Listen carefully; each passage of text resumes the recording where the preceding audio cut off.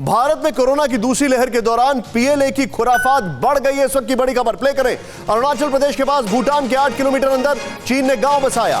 अरुणाचल प्रदेश में एलएसी के पास चीन ने बनाया 67 किलोमीटर लंबा हाईवे।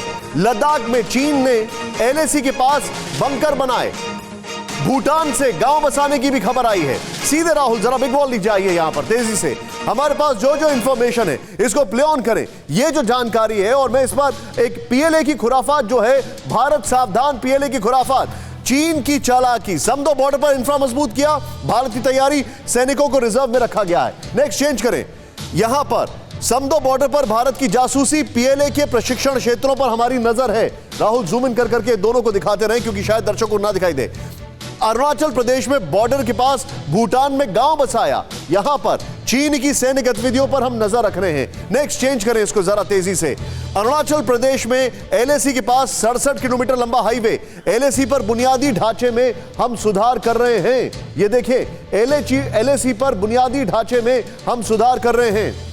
नेक्स्ट चेंज करें। यहां पर सिर्फ इस चंक को अगर हम जूम इन करके दिखाएं तो ज्यादा बेटर रहेगा। लद्दाख में एलएसी पर बंकर बनाए चीन ने। यहां पर सेना प्रमुख, वायुसेना प्रमुख में एलएसी का दौरा किया है। यह देखें आप। नेक्स्ट चेंज करें इसको यहां पर बड़ा तेजी से। एलएसी पर नए हथियारों की तैनाती चीन ने की। एलएसी पर सप्लाई लाइन को दुरुस्त किया गया है। मैं चाहूंगा सीधे सिर्फ इस ग्राफिक्स के साथ सुमित के साथ। सुमित, क्या समझा जाए एकाएक जो चाइना का टेम्पो बढ़ा, इसके पीछे की वजह क्या दिखाई दे रही है और हमारी तैयारी कैसी है, मुझे आप ये बताएं।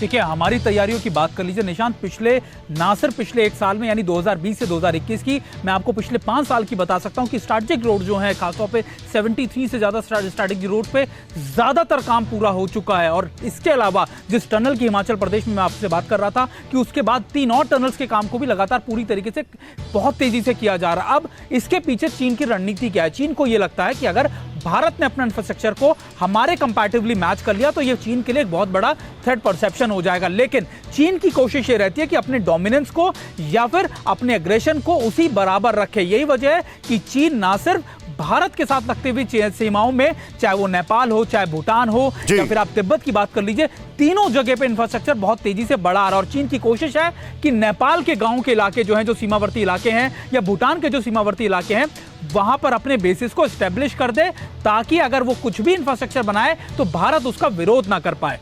निशांत, आप जो बता रहे हैं, क्विक रिएक्शन अब मैं आऊंगा कपिल सर के पास। कपिल सर, एकाएक हम ये डिटेलिंग भी दे रहे हैं कि वो क्या कर रहे हैं, हम क्या कर रहे हैं। क्या चीन इस मुगालते में है? और ये सवाल मैंने पूछा अपने शो में कि हमारा ध्यान अभी कोरोना पर है, सेकंड वेव पर है, तो हम अलर्ट नहीं है। क्या वो हमें बार बार ये पोक करके टेस्ट कर रहा है? निशांत जी नमस्कार। मैं एक बिल्कुल थोड़ा अलग हटके एनालिसिस दूंगा। Please go ahead sir. General Sinha साहब ने जो इतना बढ़िया एनालिसिस दे दिया है। देखिए, एक बात मैं आपको स्पष्ट कर दूं, मैंने पहले भी ये कही थी कि चीन अच्छी तरह ये जानता है कि वो युद्ध के द्वारा ना तो भारत से जीत सकता है, ना भारत को ध्वस्त कर सकता है, और ना ही दुनिया को ध्वस्त कर सकता है। आप देखिए उसने कितना बड़ा डिसेप्शन किया कि साउथ चीनिया में जहाज भेज दिए, तैवान की तरफ जहाज भेज दिए, गलवान कर दिया और चुपचाप बायोलॉजिकल अस्त्र जो है दुनिया के ऊपर छोड़ दिया। पहली चीज। अब जो चीन कर रहा है, इसके 2 कारण मुझे दिखाई देते हैं। पहला कारण, जो बाह्य कारण, वो ये है कि जो पिछले 15 साल से चीन का, टर्की का, पाकिस्तान का, तालिबान का, अल-कायदा का, इनका जो गठबंधन चल रहा है, तो इस गठबंधन की भी कुछ ना कुछ पूर्ति करने के लिए चीन को यह दिखाना है कि मैं भारत के खिलाफ भी कुछ कर रहा हूं। तो एक वो चीज डाल रहा है अपनी वो भारत के ऊपर।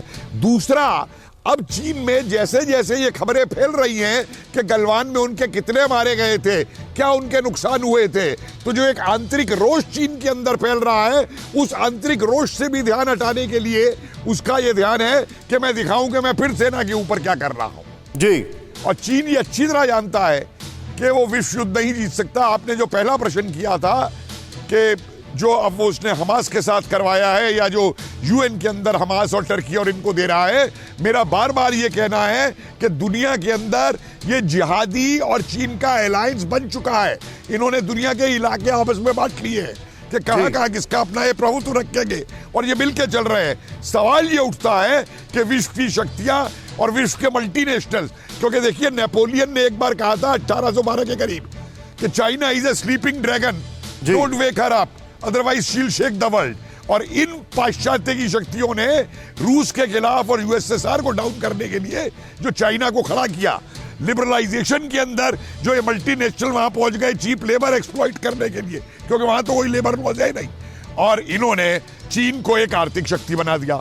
चीन ये समझ चुका था कि रूस की नीतियां गलत थी। सर देखिए, केवल आप क्रांतियां करा के और डेमोन्स्ट्रेशन करा के दुनिया को नहीं जीत सकते। सर एक वर्ल्ड व्यू ठीक है, लेकिन मैं ये जानना चाह रहा हूं, हमने गलवान में उनको पुश किया, गलवान में पुश करने के बाद हम देख रहे हैं वो हर दिन कुछ ना कुछ एक सुई चुबाने की कोशिश करते हैं, हर एरिया पे हमें छेड़ने की कोशिश करते हैं, और खासकर तब जब सेकंड वेव पीक पर है। वो क्या ट्राई करना चाहते हैं, मैं ये समझना चाहता हूं। निशान जी देखिए, वो दिखाना चाहते हैं, माफ कीजिए, हमारे देश में भी बहुत सारे लोग हैं जो उनकी जबान बोलते हैं और उनको पीछे मॉरल सपोर्ट देने के लिए कि भाई हम मौजूद हैं, हम गए नहीं हैं, हम अभी भी मोदी गवर्नमेंट की ऐसी तैसी करेंगे, हम अभी भी भारतीय सेनाओं की ऐसी तैसी करेंगे, हम यहां मौजूद हैं, तुम्हें जो आंतरिक दंगे करने हैं करवाओ, जो आंतरिक देश विरोधी शक्तियों को बढ़ावा देना है बढ़ाओ।